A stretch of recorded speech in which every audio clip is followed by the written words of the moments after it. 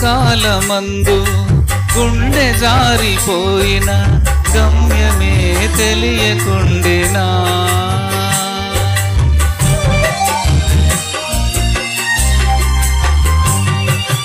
కష్టకాలమందు గుండె జారిపోయిన గమ్యమే తెలియకుండినా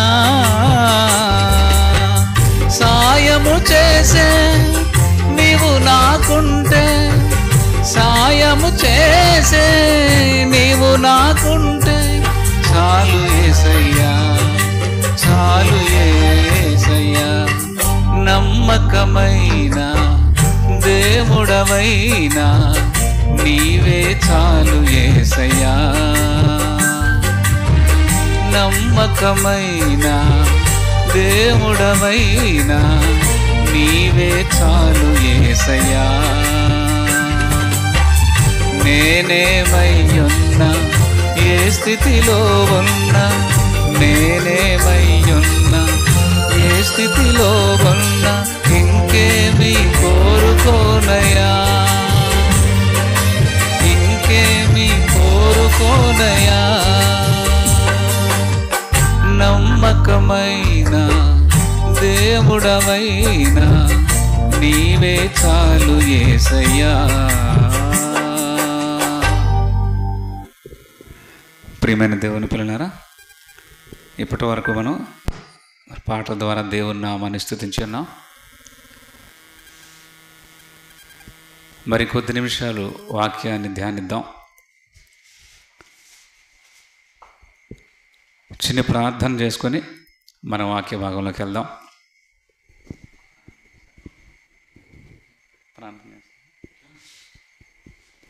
మరి వాక్యం కొరకు ప్రార్థించవలసిందిగా మరి జాన్ వెస్లీ గారికి సమయాన్ని ఇస్తున్నాం.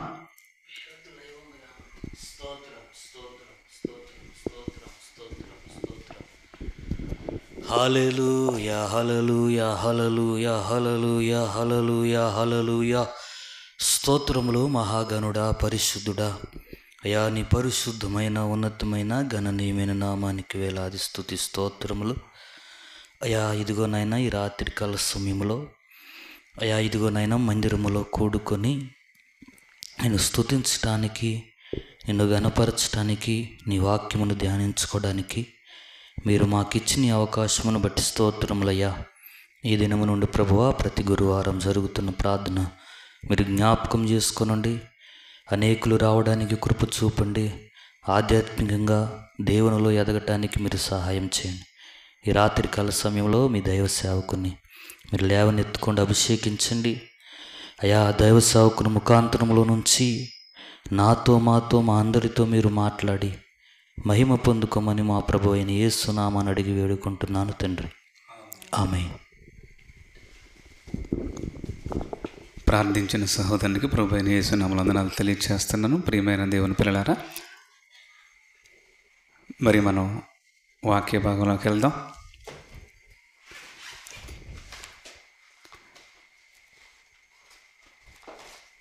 వాక్య భాగాన్ని ధ్యానించే ముందు మరి ఏబు గ్రంథం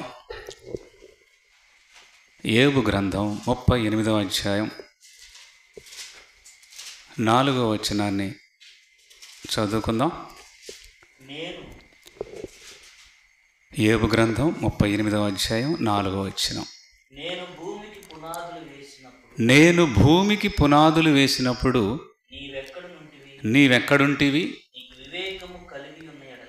నీకు వివేకము కలిగి ఉన్న ఎడల చెప్పుము. చాలమ్మా, ప్రార్థన చేసుకుందాం. మహాపరిశుద్ధుడైన మా ప్రియ పరలోకపు తండ్రి, మీ ఘనమైన పరిశుద్ధమైన నామమునకు స్తుతులు స్తోత్రములు నాయన. ఈ రాత్రికాల సమయంలో ప్రభా, మీరు నాకు ఇచ్చినటువంటి గొప్ప భాగ్యాన్ని బట్టి మీకు స్తుతులు స్తోత్రములు నాయన. కొద్ది నిమిషాలు ప్రభా నీ బిడ్డలకు ప్రభా నీ మాటలు చెప్పబోతుండగా తండ్రి, ఇదిగో నాయన మా మధ్య మీరునండి. మీ పరిశుద్ధాత్మ శక్తి సహాయం దయచేయండి. మీ మాట ప్రభా నా నోటుంచండి.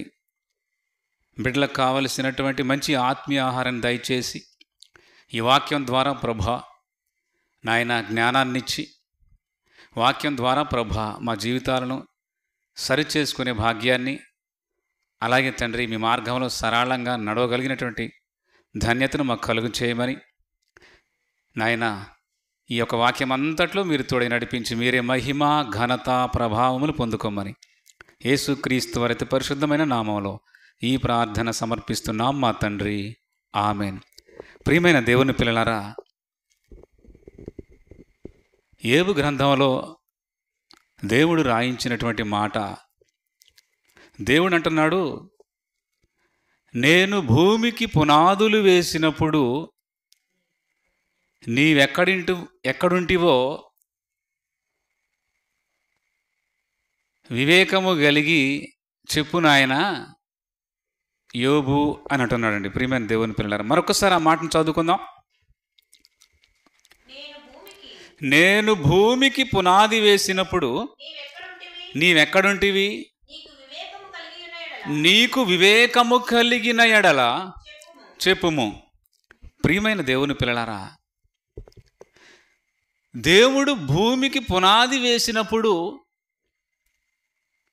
నువ్వు ఎక్కడున్నావు అని మానవుడైనటువంటి యోబుని దేవుడు ప్రశ్నిస్తున్నాడు. ప్రియమైన దేవుని పిల్లలారా, జాగ్రత్తగా ఈ రాత్రికాల సమయంలో ఈ విషయాన్ని ఆలోచించాలి.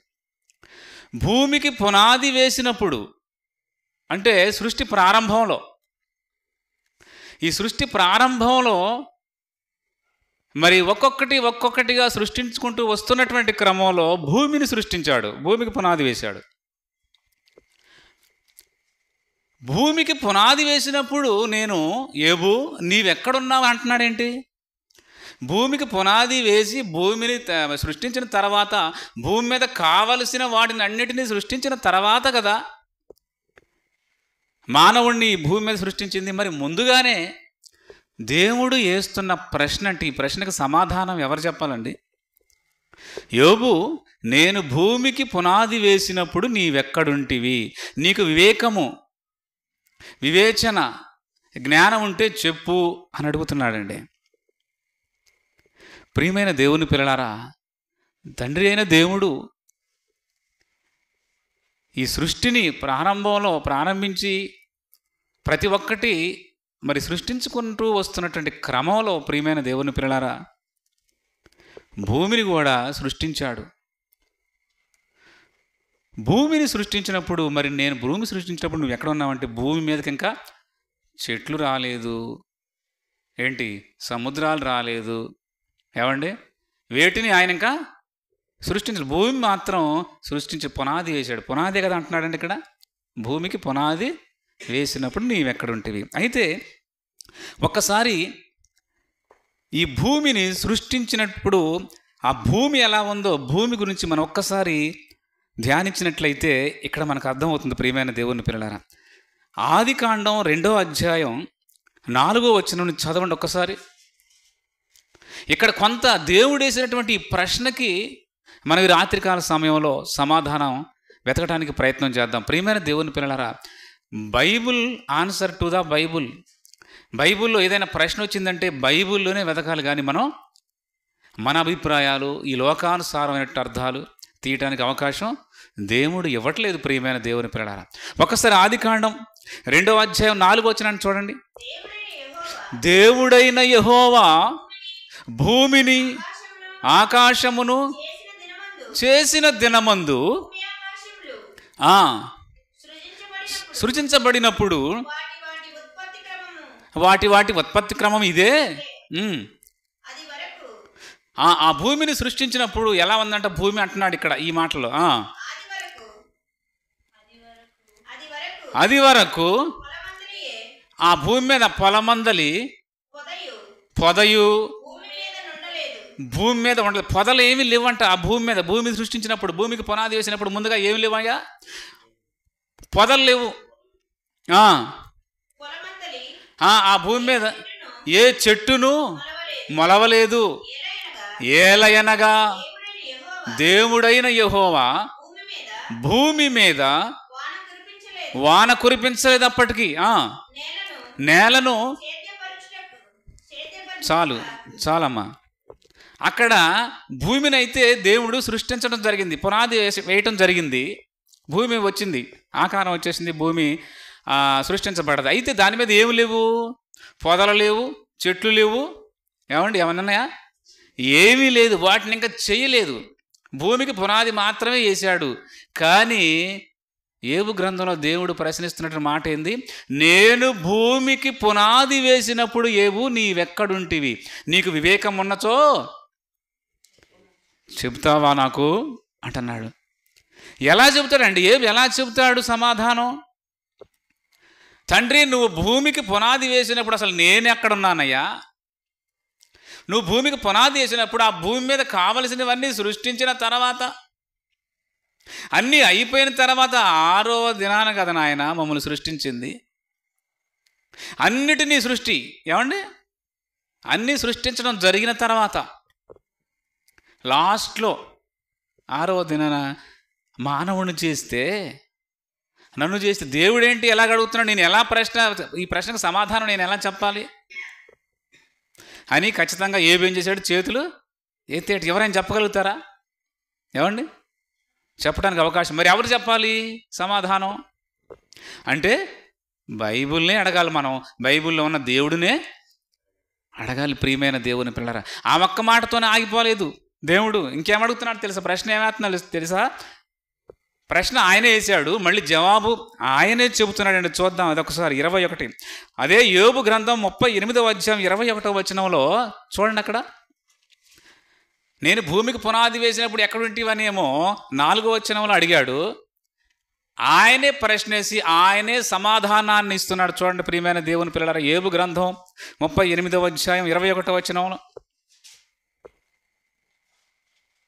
యోబు గ్రంథం 38:21, ఇదంతయు తెలిసే ఉన్నది, ఇదంతయు నీకు తెలిసే ఉన్నది, నీవు బహువృద్ధుడవు, నీవు అప్పటికే పుట్టి ఉంటివి, నీవు అప్పటికే పుట్టి ఉంటివి. ఎప్పటికీ? భూమికి పునాది వేసినప్పుడు ఎక్కడున్నావు నాయనా అని అడిగినటువంటి ప్రశ్న వేసినటువంటి దేవుడు మళ్ళీ ఏమంటున్నాడు? నేను భూమి పునాది వేసే నాటికే పుట్టి ఉంటివి. భూమికి పునాది వేసే నాటికే పుట్టి ఉన్నాడు యోబు అని దేవుడే మళ్ళీ దానికి జవాబిస్తున్నాడు. ఒకవేళ అప్పటికే పుట్టి ఉంటే ఎక్కడ ఉండాలి మరి యోబు గారు? జాగ్రత్తగా ఈ రాత్రికాల సమయంలో ఈ విషయాన్ని ఆలోచించాలి ప్రియమైన దేవుని పిల్లలను. ప్రశ్న ఆయనే వేశారు.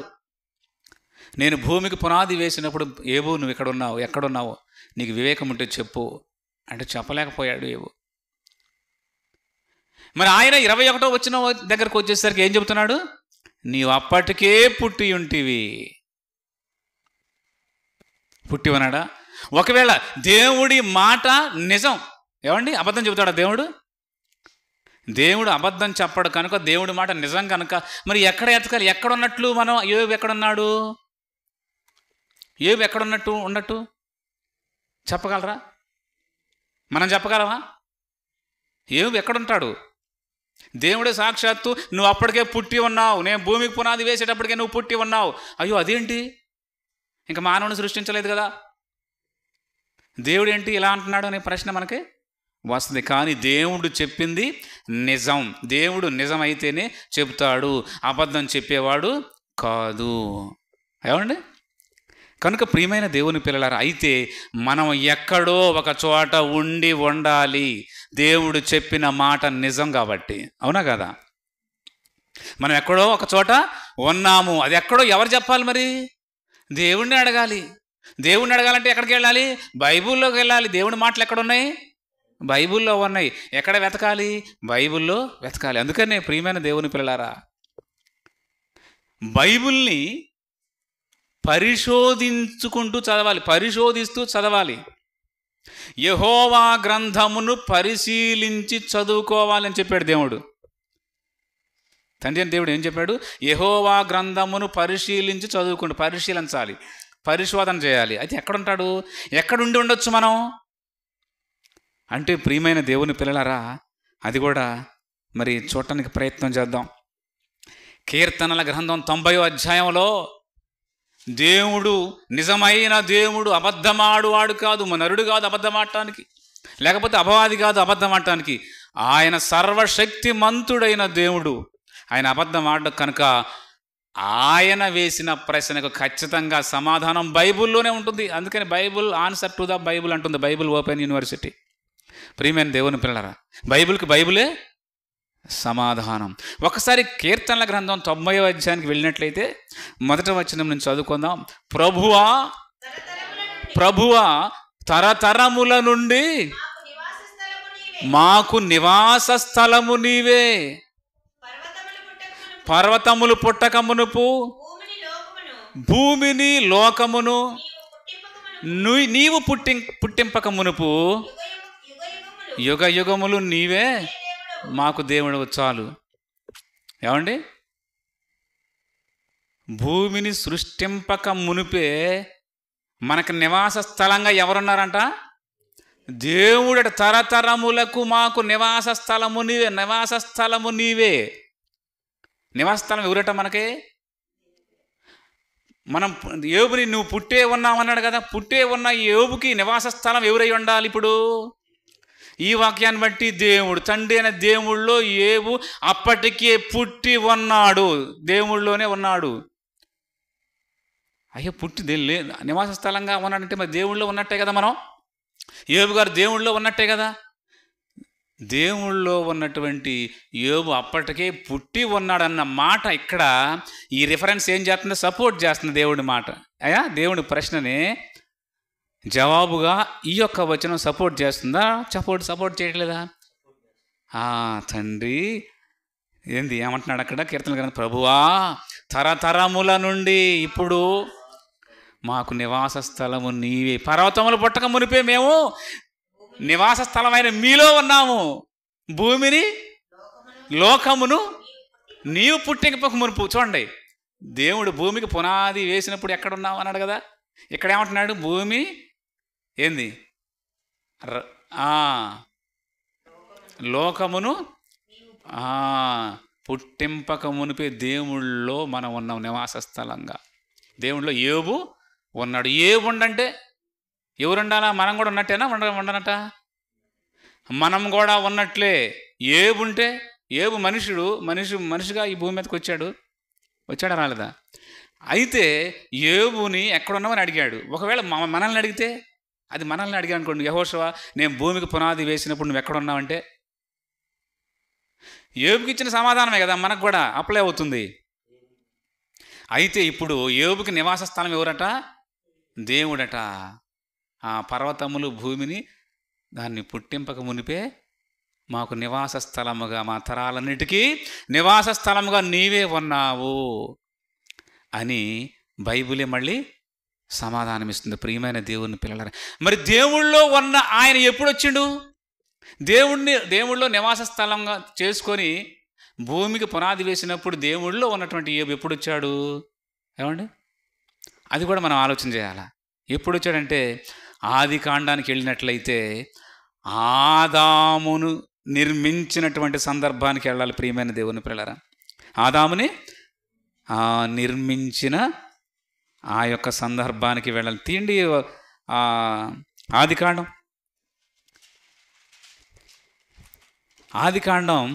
దేవుడు, ప్రియమైన దేవుని పిల్లలారా,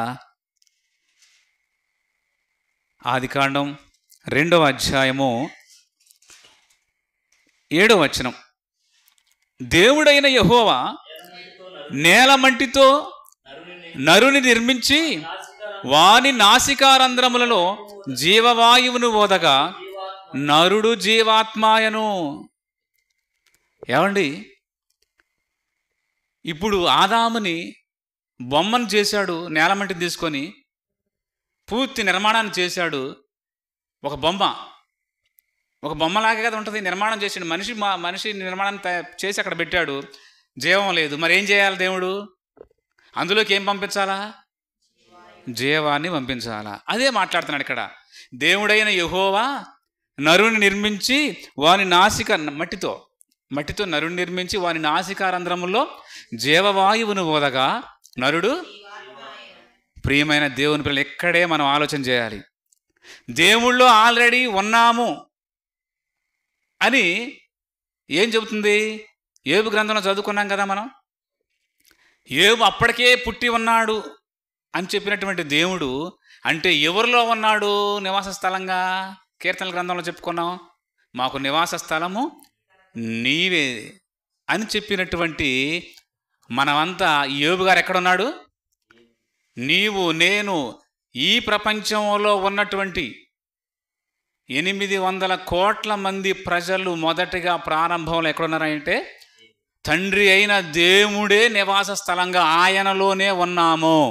జాగ్రత్తగా అర్థం చేసుకోవాలి. ఆయనలో ఉన్న మనం ఆదామును నిర్మించినటువంటి ప్రారంభ మానవుని నిర్మించినప్పుడు ఆ నిర్మించిన ఆదాములోకి తండ్రి అయిన దేవునిలో నుండి మనమంతా ఆదాములోకి ప్రవేశపెట్టబడ్డాం. తండ్రి నివాస స్థలంగా చేసుకొని ఉన్న మనం ఏబు అన్నాడు కదా, అడిగాడు కదా, నువ్వు ఎక్కడున్నావు భూమికి పునాది వేసినప్పుడు? నేను అప్పటికే పుట్టి ఉన్నామంటే దేవుళ్ళలోనే మనం ఉన్నాము, దేవుడే మనకు నివాస స్థలంగా ఉన్నాము మనమంతా. అయితే మనమంతా ఆదాములోకి దేవుని ద్వారా దేవుడు ఆదాములోకి పంపించడం జరిగింది. ప్రియమైన దేవుని పిల్లలందరినీ ఒకేసారి ఆదాములోకి ఏం చేశాడు? పంపించేశాడు. అందరూ ఒకసారి రావడానికి మళ్ళీ లేదు, అందరూ రావటానికి లేదు. ప్రియమైన దేవుని పిల్లలారా, ఎవరు ఏ కాలంలో ఎప్పుడు రావాలో దేవుని ప్రణాళిక ప్రకారం మాత్రమే రావాలి. ఆయనకు ఒక ప్రణాళిక ఉంది, ఆయనకు ఒక ప్లాన్ ఉంది కనుక ఆ ప్లాన్ ప్రకారమే రావాలి. అయితే ప్రియమైన దేవుని పిల్లలారా, ఆదాములోకి ప్రవేశపెట్టబడ్డాము మనం. అక్కడ నుంచి ఆదాము నుంచి ఆదాము గర్భం నుంచి ప్రయాణమైనటువంటి ఈ మానవులు తండ్రుల గర్భాలు దాటుకుంటూ కాలాలు, ఏ కాలంలో ఎవరు రావాలో, ఎవరు జీవించాలో, ఎవరికి ఎంత ఆయుష్కాలం ఇవ్వాలో ఆ కాలాల్లోనే వచ్చి వారి పనిని ముగించుకొని దేవుడిచ్చిన ఆయుష్ని ముగించుకొని వెళ్ళాలి. ప్రియమైన దేవుని పిల్లలారా, అలా తండ్రుల గర్భాలు దాటుకుంటూ వచ్చిన వారమే నీవు నేను, ఈ 850 కోట్ల మంది ప్రజలు. ప్రియమైన దేవుని పిల్లలారా, తండ్రుల గర్భాలు దాటుకుంటూ వచ్చాను. ఈ తండ్రుల గర్భాలు దాటుకుంటూ రావటానికి ఈ ప్రపంచం మరి లెక్కలేసినటువంటి లెక్కలు దాదాపుగా ఇప్పటికీ అక్కడి నుంచి ప్రారంభ మానవుడి నుంచి మొదలేసుకుంటే ఇప్పటికీ దాదాపుగా 6000 సంవత్సరాలు అంటున్నారు. అంటే నీవు నేను ఇక్కడ కూర్చున్న మనం ఈ భూమి మీదకి రావడానికి తండ్రుల గర్భాలు దాటుకుంటూ మొదలుపెట్టినటువంటి ప్రయాణం దాదాపుగా 6000 సంవత్సరాల ప్రయాణంలో ఈరోజు మనం ఇక్కడ మన తండ్రి గర్భంలో నుంచి మన తల్లి గర్భంలోకి ప్రవేశించి మన తల్లి గర్భంలో 9 నెలలు పూర్తి చేసుకొని ఈ భూలోకంలోకి వచ్చాం. ప్రియమైన దేవుని పిల్లలారా, మానవుడంటే ఆషామాషిగా ఈ భూమి మీదకి రాలేదు. ప్రియమైన దేవుని పిల్లలారా, మానవ జన్మకు ఒక అర్థం పరమార్థం ఉంది. దేవునిలో ఉన్న మనం ఆదాము ద్వారా ఆదాములోకి మనందరినీ ప్రవేశపెట్టాడు. ప్రియమైన దేవుని పిల్లలారా, ఆదాము నుంచి రావాలనేది ఆయన ప్రణాళిక. ఎలా అండి, ఎలా ప్రణాళిక అంటే ఒక్కసారి మనం మాట చూద్దాం. అపోస్తల కార్యములు 17వ అధ్యాయం 26వ వచనాన్ని చూసినట్లయితే, ప్రియమైన దేవుని పిల్లలారా, అపోస్తల కార్యములు 17వ అధ్యాయం 26వ వచనాన్ని చూసినట్లయితే, మరియు యావత్ భూమి మీద కాపురముండుటకు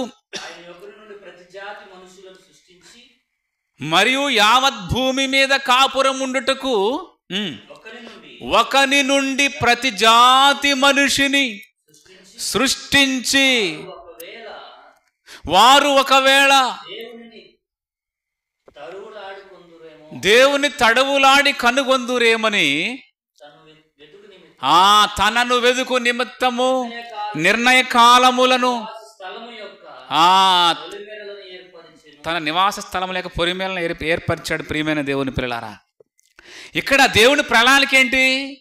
దేవుని ప్రణాళిక ఏంటి? ఆయన సృష్టించినటువంటి ఈ భూమి మీద జీవించడానికి, ఏమండి, ఈ భూమి మీద ఆరిన నేల మీద జీవించటానికి ఒకని నుండే రావాలనేది మానవులు రావాలనేది దేవుని యొక్క సంకల్పం, దేవుని యొక్క కోరిక, దేవుని యొక్క ఉద్దేశం. ఏది దేవుని యొక్క ఉద్దేశం? యావత్ భూమి మీద కాపురం ఉన్నట్టుకు ఒకని నుండే. ఆ ఒక్కడెవరు? ఏమండి? ఆదాము. ఆదామేనా? ప్రియమైన దేవుని పిల్లలు ఆదామేనా? ఆదాము నుంచే కదా. ఆదాములో పెట్టబడినటువంటి మనం, ఆదాములోకి పంపించబడినటువంటి మనందరం ఈ ప్రపంచంలో చనిపోయినవారు, ఇప్పటివరకు చనిపోయినవారు, పుడుతున్నవారు, పుట్టబోయేవారు అందరూ ఎప్పుడయ్యా దేవుని నుంచి వచ్చారంటే ప్రారంభంలో ఆదామును సృష్టించే క్రమంలో మనమందరం ఆదాములోకి ప్రవేశపెట్టబడ్డాం దేవుని ద్వారా. తండ్రి అయిన దేవుడు అంటే తండ్రి అయిన దేవుడు ఏం చేశాడు? మనల్ని కన్నాడు. ప్రియమైన దేవుని పిల్లలారా, కనలేదా మనల్ని? ఆయన భాగాన్ని పంచుకొని పుట్టాం మనం. ఈ ప్రపంచంలో ప్రతి మనిషి దేవుని భాగం, దేవుని ఆత్మను పంచుకొని పుట్టిన వారమే. నీదొక కులం, నాదొక కులం, నీదొక జాతి, నాదొక జాతి కాదు. ఈ ప్రపంచంలో ఉన్న జనాభాలో ప్రతి ఒక్కరిలో ఆయన యొక్క ఆత్మ ఉంది. లేదా ఆయన ఆత్మని విభాగించుకొని పంచుకొని పుట్టామంటే, ఆయన ఆత్మను పంచుకొని పుట్టామంటే మనమంతా ఎవరమే? దేవునికి కుమారులం, కుమార్తెలం కాదా? ఏమండి? దేవునికి కుమారులం, కుమార్తెలం. ప్రియమైన దేవుని ఆయన మనల్ని కన్నాడు. అదే యోబు గారికి వేసిన ప్రశ్న. అంటే భూమికి పునాది వేసేటప్పటికే మనం దేవునిలో ఉన్న మనం, ఆయన ఏం చేశాడు? ఆదాము ద్వారా మనందరినీ, ప్రపంచ ప్రజలందరినీ కన్నాడు. ప్రియమైన దేవుని పిల్లలారా, అందుకే తండ్రి ప్రపంచ ప్రజలందరికీ తండ్రి అయిన దేవుడు ఒక్కడే. యావత్ భూమి మీద కాపురం ఉన్నట్లంటే ఆయన ప్రణాళిక అది. ప్రియమైన దేవుని పిల్లలారా, మరి మానవ జన్మ అంత ప్రాధాన్యత కలిగినది, అంత ప్రాముఖ్యత కలిగింది. ఏదో పుడుతున్నాం, కొంతకాలం జీవిస్తున్నాం, చనిపోతున్నాం, గాలిలో కలిసిపోతున్నాం అనుకుంటుంది. కానీ దేవుని కుమారులం, మనం దేవుని బిడ్డలం, దేవునికి అనగా పుట్టిన వారం మనం. ఇప్పుడు మన నుంచి వచ్చినటువంటి, ఇప్పుడు లోకానుసారంగా మనం ఆలోచించినట్లయితే ప్రియమైన దేవుని పిల్లలారా, నా గర్భం నుంచి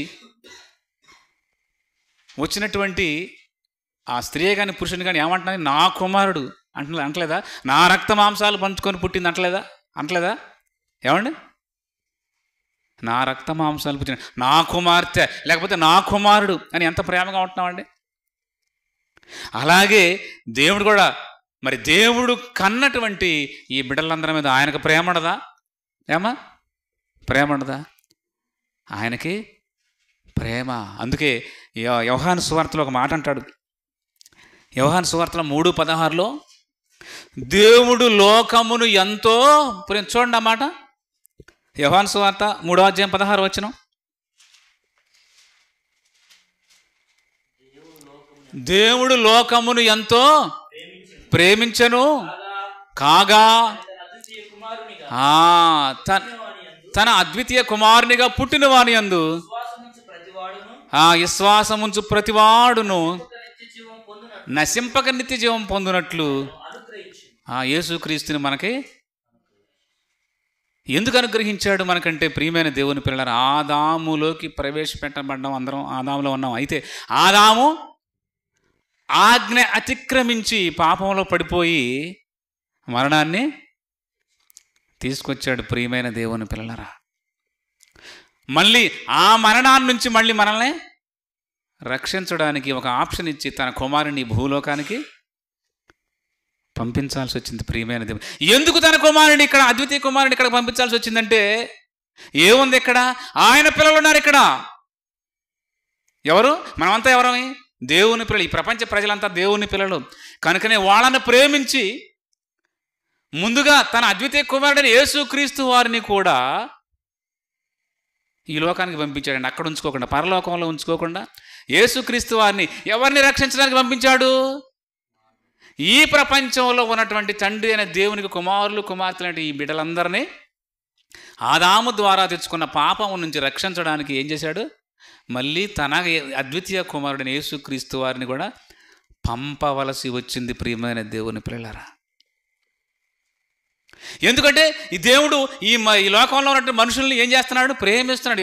యేసుక్రీస్తు వారి మీద కంటే ఎవరి మీద ప్రేమ ఉన్నట్టు ఎక్కువ? ఇప్పుడు మన మీదనే ప్రేమ ఎక్కువ ఉంది.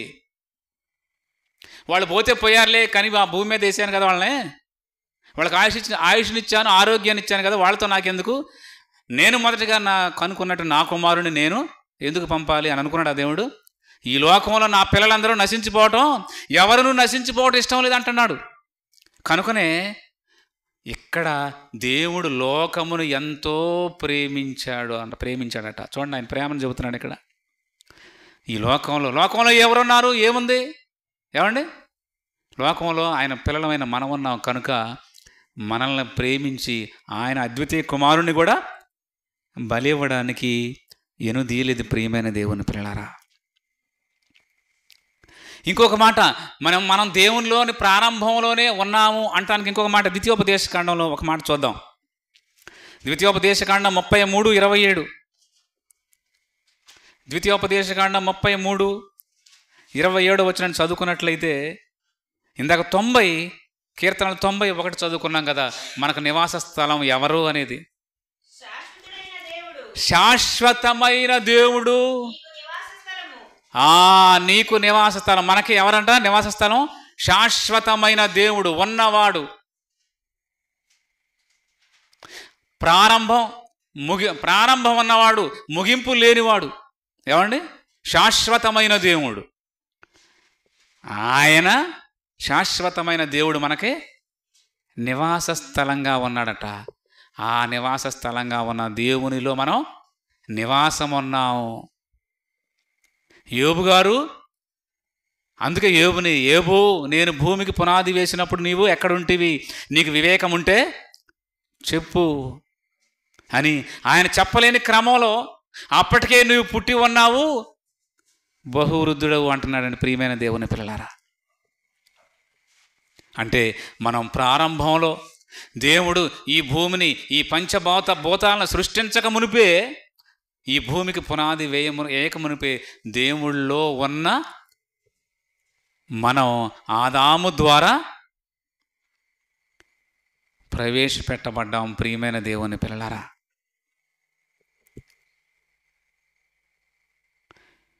కనుక ఇక్కడ మన జన్మం, మన ప్రారంభం మొదటగా మనం దేవునిలో ఉన్నాము. దేవునిలో నుంచి ఆదాములోకి ప్రవేశపెట్టబడ్డాము.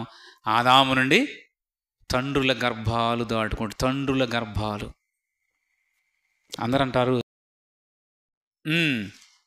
అబ్రహాము ఇస్సాకును కనెను, ఇస్సాకు యాకోబును కనెను.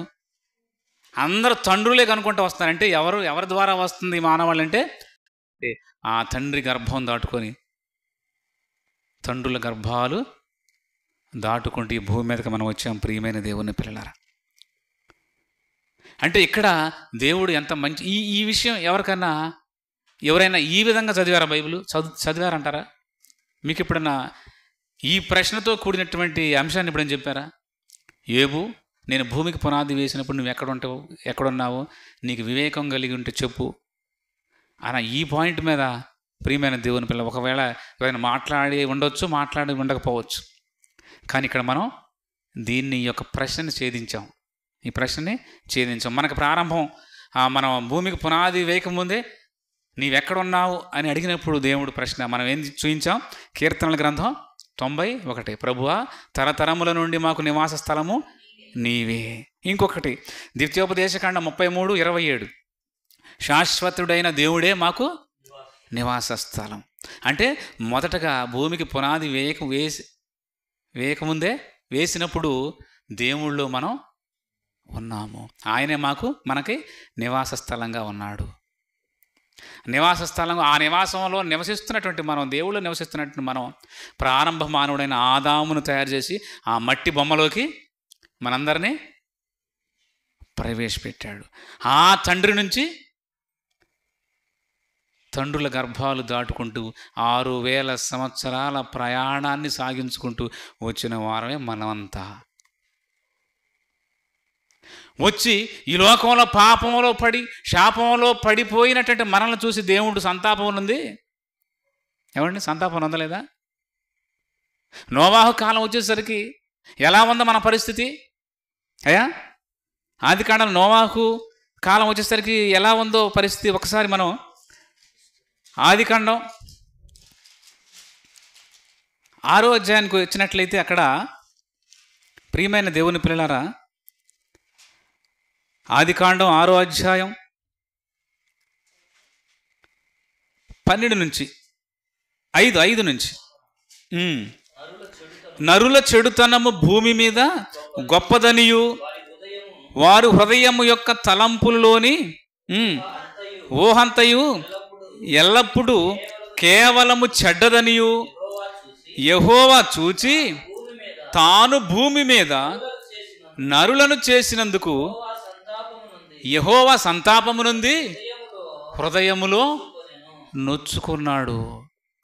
ప్రియమైన దేవుని పిల్లలారా, అప్పటికి నోవాహు కాలం వచ్చేసరికి మొదటి కుమారుడైనటువంటి ఆదామే ఆజ్ఞాతిక్రమం చేసి, ఆదాము హవ్వలు ఆయన వేసిన ఆజ్ఞను అతిక్రమించి పాపంలో పడిపోయి మొదటి మానవుడిగా పుట్టిన ఆదాము పాపాన్ని తీసుకొచ్చాడు ఈ లోకంలోకి. ఆ పాపం వలన వచ్చే జీతం ఏమైంది? మరణం వచ్చేసింది. ఆ మరణం నుంచి మళ్ళీ నా కుమారులను రక్షించాలి, ఈ భూమి మీద ఉన్నటువంటి నా కుమారులందా ఎవరు నశించిపోకూడదు, కనుక వాళ్ళని రక్షించాలి అని తన అద్వితీయ కుమారుడైన యేసుక్రీస్తు వారిని ఈ భూమి మీదకి పంపాడు. ప్రియమైన దేవుని. అందుకే ఆయన అన్నాడు, యోహాను గారు రాశాడు, దేవుడు లోకమును ఎంతో ప్రేమించి కాగా తన అద్వితీయ కుమారుడైనటువంటి యేసుక్రీస్తు వారిని ఈ భూమి మీదకి పంపి అందరిని రక్షించాలని ఆయన్ని శిలువ మరణానికి తండ్రి అని దేవుడు అప్పచెప్పాడు. మనందరం రక్షించడానికి తన అద్వితీయ కుమారుని శిలువ మరణానికి అప్పచెప్పాడు. ప్రియమైన దేవుని పిల్లలారా, అంటే యేసుక్రీస్తు వారి మీద కంటే ఎవరి మీద ప్రేమ ఉంది? ఇక్కడ భూమి మీద పాపంలో శాపంలో పడిపోయినటువంటి మన మీద ప్రేమ చేత మనల్ని రక్షించడానికి, ఆయన శిలువ మరణం చేత, ఆయన శిలువ రక్తం చేత మనల్ని కడగటానికి తన అద్వితీయ కుమారుని బలిగా చేసుకున్నాడు. అంటే తండ్రి అయిన దేవుడికి ఆయన కన్నటువంటి ఈ మానవాళి మీద ఎంతండి ప్రేమ! కొంచెం ప్రేమ. ఆయన ప్రేమ వెలకట్టలేనిది, కొలతలేని ప్రేమ. ఏమండి, కొలతలేని ప్రేమ. కొలవలేము ఎవరో మనం. కనుక ప్రియమైన దేవుని పిల్లలారా, మన జన్మకి ఒక అర్థం, పరమార్థం ఉంది. ఆ పరమార్థాన్ని ఎరిగి బ్రతకాలి మనం. ఆయన ప్రణాళికలను ఎరిగి బ్రతికే వారంగా ఉండాలి. ఆయన ఆజ్ఞలను అనుసరించి బ్రతికే వారంగా ఉండాలి. ఆయన వేసినటువంటి సరళమైనటువంటి మార్గంలో ప్రయాణం చేయడానికి ప్రియమైన దేవుని పిల్లలారా, మార్గంలో ప్రయాణం చేసేవారంగా ఉండాలి. తొట్టిల్లపాటు పడేవాళ్ళంగా ఉండకూడదు. సాతాను అపవాది గర్జించు సింహము వలె ఎవరిని మింగుదని ఎతుకుతూ తిరుగుతుంది. ఆ రోజు ఆది తల్లిదండ్రులు ఏంటి, ఆదామును హవ్వనే ఏం చేసేసింది? పాపంలో పడేసింది. ప్రియమైన దేవుని పిల్లలారా,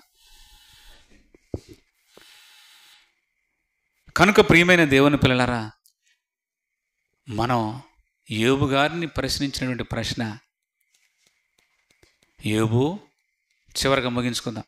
యోబు, నేను భూమికి పునాది వేసినప్పుడు నీవెక్కడుంటివో, నీకు వివేకం ఉంటే నాకు చెప్పు. చెప్పలేకపోయాడు. మళ్ళీ ఆయన 21వ వచనం వచ్చేసరికి, యోబు గ్రంథం 30:21 వచ్చేసరికి, నీవు అప్పటికే పుట్టి ఉంటివి. భూమికి పునాది వేసిండు, ఆదామునే తయారు చేసాను. కానీ పుట్టిన ఆయన ఎక్కడుండాలి? యోబు గారు దేవునిలో, దేవుడే నివాస స్థలంగా మనం ఉన్నాం. ఇప్పుడున్నటువంటి తరతరాలన్నీ ఎక్కడున్నాయి? మొదటిగా దేవునిలో ఉన్నాం. చూడండి బైబిల్ ఎంత మహాజ్ఞాన గ్రంథం. ఒకవేళ ఇదే ప్రశ్న ఎవరికైనా చెప్ప